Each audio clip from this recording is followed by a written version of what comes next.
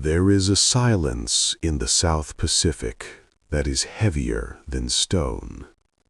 A stretch of water so absolute, so empty, that the nearest sign of human life is a void of 2,000 kilometers. Out here, adrift in the infinite blue, is a piece of land that should not exist, a singular, defiant rock. They call it Rapa Nui, we call it Easter Island. But you did not come here for the geography lesson. You came for them, the faces, the sentinels, the giants. For 300 years we have stared into their hollow eyes and asked a simple question that had no simple answer. How did a forgotten tribe, armed with nothing but stone and sinew, move mountains? We finally found the answer, but I must warn you, the truth of how they walked is far darker than any fiction about where they came from. The year was 1722. Dutch explorer Jacob Roggeveen stumbled upon this shore on Easter Sunday. He expected to find paradise. Instead, he found a crime scene of stone. Hundreds of monolithic heads staring blankly at the sky, and others lying face down in the dirt, as if they had been frozen in the middle of a long, terrible march. For centuries, we thought we understood the scale of the mystery. We were wrong. It was only in the excavation of 2012 that the ground gave up its most shocking secret. We discovered that these were not just heads, they were bodies, massive, elongated torsos buried beneath centuries of eroded soil and grass. The tallest of these standing sentinels rises 33 feet into the tropical air. It weighs 90,000 kilograms. To imagine moving just one is to imagine the weight of 14 adult elephants balanced on a stone pedestal. But that is not even the most disturbing part of this island. Deep in the volcanic crater where they were born, the sculptors left behind a nightmare, an unfinished giant, still fused to the living rock. If it had ever been freed, it would stand 70 feet high, a 300-ton colossus, a god made of ash that never took a single step. Faced with such impossible physics, the human mind defaults to a lazy comfort zone, the aliens. It is the answer we give when we underestimate the ingenuity of our ancestors. But the volcanic soil of Rapa Nui has rejected the alien theory with absolute certainty. The quarry is littered with the tools of the trade, basalt picks, stone chisels. The fingerprints of human labor are everywhere.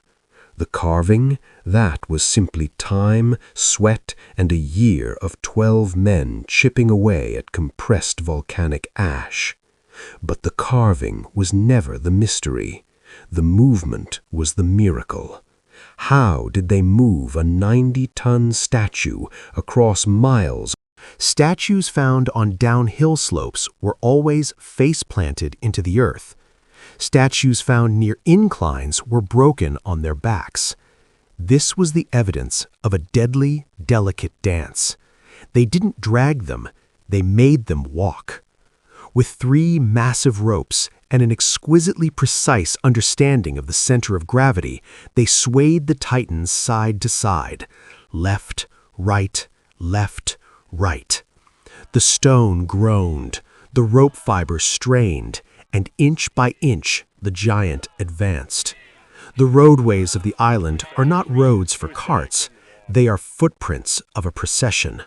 And if you see a statue shattered on that ancient path, you are not looking at a ruin, you are looking at a funeral.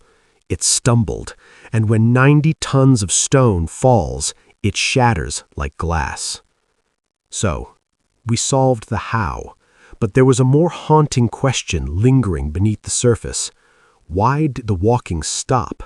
Why is that 70-foot behemoth still trapped in the quarry wall? Why did the chisels fall silent? The answer is not written in stone, it is written in the soil. And it is a story that should terrify every one of us watching this video today. Rapa Nui was not always this barren, windswept plain. Pollen samples taken from the crater lakes reveal a lost world. It was once covered in a dense subtropical forest of towering palm trees. It was a paradise.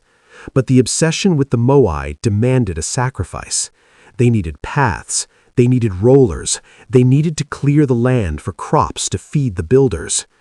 They cut down the last tree with their own hands. And in doing so, they signed their own death warrant.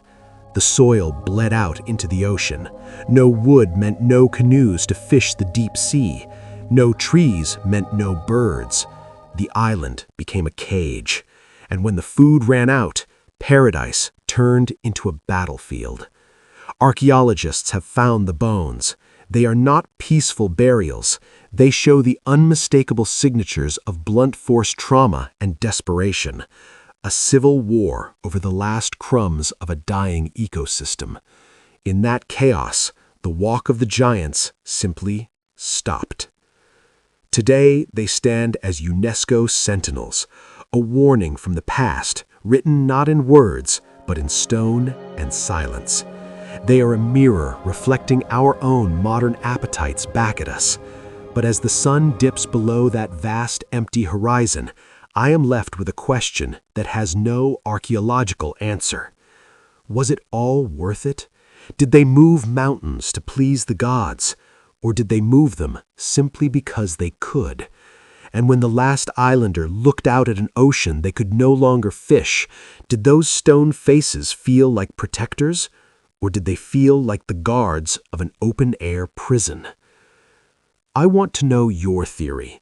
Leave it in the comments below. And if you want to walk the path of other forgotten mysteries, you know exactly what to do. I'll see you in the shadows.